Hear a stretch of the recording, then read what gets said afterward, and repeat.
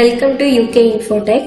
Today topic is, நம்ம போன week என்ன பார்த்தோம், ஸ்டேட்ல ஒரு ப்ரோக்ராம், ஃபர்ஸ்ட் ப்ரோக்ராம் பார்த்தோம், எப்படி ஒரு ஆன் டைம்ல எப்படி சேஞ்ச் ஆகுறதுன்னு சொல்லி பார்த்தோம். இந்த வீக் என்ன பார்க்க போறோம் அப்படின்னா, அதாவது ஒரு கவுண்ட் ஃபங்க்ஷன் எப்படி வந்து நம்ம ஸ்டேட்ல யூஸ் பண்ணலாம், அதாவது ஒரு கவுண்டிங்கை வச்சு எப்படி ஒரு ப்ரோக்ராம் பண்ணலாம் அப்படின்னு சொல்லிட்டு தான் இந்த வீக் பார்க்க போறோம். போன வீக் பார்த்த அந்த ப்ரோக்ராம்ஸ் வந்து உங்களுக்கு கொஞ்சம் ஈஸியா இருக்கும். இந்த வீக் பார்க்கறது கொஞ்சம் லாஜிக்கலா இருக்கும். அதுக்காக தான் ஒரு கவுண்ட் ஃபங்க்ஷனை வச்சு ஸ்டேட் ப்ரோக்ராம் எப்படி இருக்கும்னு சொல்லிட்டு பார்க்கலாம். ஓகேவா? இப்போ நான் ஃபர்ஸ்ட் விஷுவல் ஸ்டுடியோக்குள்ள போய்க்கிறேன். நெக்ஸ்ட் வந்து விஷுவல் ஸ்டுடியோ கோட் ஓபன் பண்ணிக்கிறேன். நான் எனக்காக ஒரு புது ப்ராஜெக்ட் ஒன்று கிரியேட் பண்ண போறேன். இந்த ப்ராஜெக்டோட நேம் நான் என்ன சேவ் பண்றேன் அப்படின்னா ps2.jsx ஃபைலா வந்து சேவ் பண்ண போறேன். அதனால இங்க வந்து டைப்ல போயிட்டு jsx அப்படின்னு சொல்லிட்டு கொடுத்துட்டு இதை நான் காம்போனன்ட்ஸ்குள்ள சேவ் பண்ணிட்டேன். ஓகேவா? இப்போ எனக்கு ps2.jsx அப்படின்னு சொல்லிட்டு ஒரு ஃபைல் கிரியேட் பண்ணிட்டேன். இதுல தான் இப்போ என்னோட ஸ்டேட் ப்ரோக்ராமை நான் கொடுக்க போறேன். ஒரு கிளாஸ் காம்பனன்ட் கிரியேட் பண்ணிக்கலாம். அந்த ப்ரோக்ராமுக்காக ஒரு ஷார்ட்கட் சொல்லித்தரேன். Ctrl+Shift+X இது கிளிக் பண்ணீங்கன்னா ஒரு எக்ஸ்டென்ஷன் வந்து விண்டோஸ் ஓப்பன் ஆகும். அந்த எக்ஸ்டென்ஷன் விண்டோல நீங்க என்ன பண்றீங்க அப்படின்னா, உங்களுக்கான அதாவது நீங்க இப்போ ஒரு ஃபங்க்ஷன் காம்போனன்ட் டைப் பண்றீங்க அப்படின்னா, அந்த ஃபங்க்ஷன் காம்போனன்ட்டை வந்து நம்ம டிஃபால்ட்டாவே வந்து ஒரு சில கீவேர்ட்ஸ் இருக்கும். அந்த கீவேர்டை கொடுத்து என்டர் ஆரம்பிச்சா நமக்கு ஃபங்க்ஷனல் காம்போனன்ட் டைப் ஆகி வந்துடும். அந்த மாதிரி எக்ஸ்டென்ஷனுக்காக இந்த ES7 இந்த எக்ஸ்டென்ஷனை வந்து டவுன்லோட் பண்ணி வச்சுக்கோங்க. ஓகேவா? நெக்ஸ்ட் நான் இப்போ என்ன பண்ண போறேன்னா, என்னோட ஃபங்க்ஷனல் காம்போனன்ட்டுக்காக நான் இங்க ஃபைல்ஸை மாத்திடுறேன். எனக்கு இப்போ இங்கே ஒரு கிளாஸ் காம்போனன்ட் வேணும். நம்ம ஒரு காம்போனன்ட் டைப் பண்றதுக்கான அந்த கோடிங் டைமை வந்து கம்மி பண்றதுக்காக தான் இந்த எக்ஸ்டென்ஷன் யூஸ் பண்றோம். மோஸ்ட்லி ப்ராக்டிஸ் டைம்ல அதை யூஸ் பண்ணாதீங்க. நல்லா கத்துக்கிட்டதுக்கு அப்புறம் அதை யூஸ் பண்ணிக்கோங்க. நான் வந்து இப்போ ஒரு கிளாஸ் காம்போனன்ட் ஓபன் பண்ண போறேன். ஓகேவா? இப்ப பாருங்க, டிஃபால்ட்டா எனக்கு ஒரு கிளாஸ் காம்போனன்ட் கிரியேட் ஆயிடுச்சு. இதுல நான் என்ன பண்றேன்னா, இந்த எக்ஸ்போர்ட்லாம் நம்ம கீழே தானே யூஸ் பண்ணுவோம். அதனால நான் இதை வந்து கட் பண்ணி அப்படியே கீழே பேஸ்ட் பண்ணிக்கிறேன்.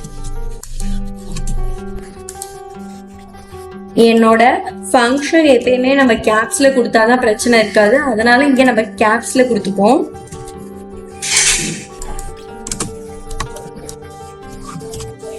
ஓகேவா? இப்ப ஃபங்க்ஷனை நம்ம கிளாஸ்ல கொடுத்துட்டோம். நெக்ஸ்ட் நான் என்ன பண்ண போறேன், என்னோட ஸ்டேட் மெத்தடை இதுல இன்க்ளூட் பண்ண போறோமா? அப்ப நமக்கு ஸ்டேட்க்கு என்னென்ன தேவை? ஒரு கன்ஸ்ட்ரக்டர் தேவை. அப்போ நம்ம என்ன பண்ணணும், நம்மளோட ரெண்டருக்கு மேல, அதாவது காம்போனன்ட்ஸ்க்கு கீழே கன்ஸ்ட்ரக்டர். ஓகேவா? கன்ஸ்ட்ரக்டர் கொடுப்போம். இப்ப இந்த கன்ஸ்ட்ரக்டர் ஒர்க் ஆகுறதுக்கு நமக்கு சூப்பர் கீவேர்ட் தேவையா? அப்ப சூப்பர் அப்படின்ற கீவேர்ட். Next super. அடுத்து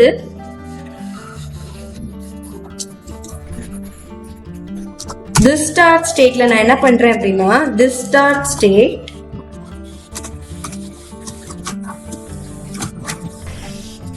ஒரு நம்பர் அப்படிங்கிற ஒரு நேம் வச்சுக்கிறேன். நம் அப்படின்னு சொல்லிட்டு அதோட வேல்யூஸா நான் என்ன கொடுக்க போறேன் அப்படின்னா 0 அப்படின்னு கொடுக்க போறேன். அப்ப எனக்கு ஸ்டேட்ல ஒரு வேல்யூ என்ன இருக்கு? 0 இருக்கு.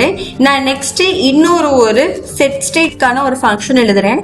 சேஞ்ச் நம் அப்படிங்கிற என்னோட ஃபங்க்ஷன் நேம் வருது. ஓகேவா? இந்த ஃபங்க்ஷனுக்கு this start நான் ஆல்ரெடி சொல்லியிருந்தேன், நம்ம ஃபர்ஸ்ட் டிஃபால்ட்டா கொடுக்கறது ஸ்டேட்ல கொடுப்போம். எப்போ ஒரு விஷயத்தை நம்ம சேஞ்ச் பண்ண ஆரம்பிக்கிறோமோ, எனக்கு எங்க அது சேஞ்ச் ஆகும்னு நினைக்கிறோமோ அதை செட் ஸ்டேட் அப்படிங்கிற ஒரு மெத்தட்ல கொடுப்போம் அப்படின்னு சொல்லியிருந்தேன்.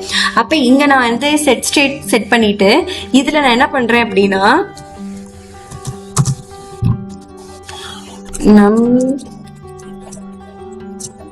this start state dot, அதாவது எனக்கு இந்த ஃபங்க்ஷன் நேம் எப்படி நம்ம மென்ஷன் பண்ணுவோம், this start state dot num. அதோட எனக்கு வர ஆல்ரெடி வந்து நான் இங்க கொடுத்துருக்கேன் பாத்தீங்களா, this start state dot numனு, அந்ததோட எனக்கு +1 கவுண்ட் ஆகணும் அப்படிங்கறத வந்து இந்த செட் ஸ்டேட் ஃபங்க்ஷனுக்குள்ள நான் கொடுத்துட்டேன். அடுத்து இப்போ என்னன்னா, நம்ம இப்ப ரெண்டருக்குள்ள வந்துருவோம். இந்த நான் டிவிஷனே எடுத்துறேன். எனக்கு டிவிஷன் இங்க தேவையில்ல. பட் நான் என்ன பண்ண போறேன்னா, இங்க ஒரு ரிட்டர்ன் ஃபங்க்ஷன் ஒன்று செட் பண்ண போறேன். அந்த ரிட்டர்ன் ஃபங்க்ஷன்ல ரிட்டர்ன்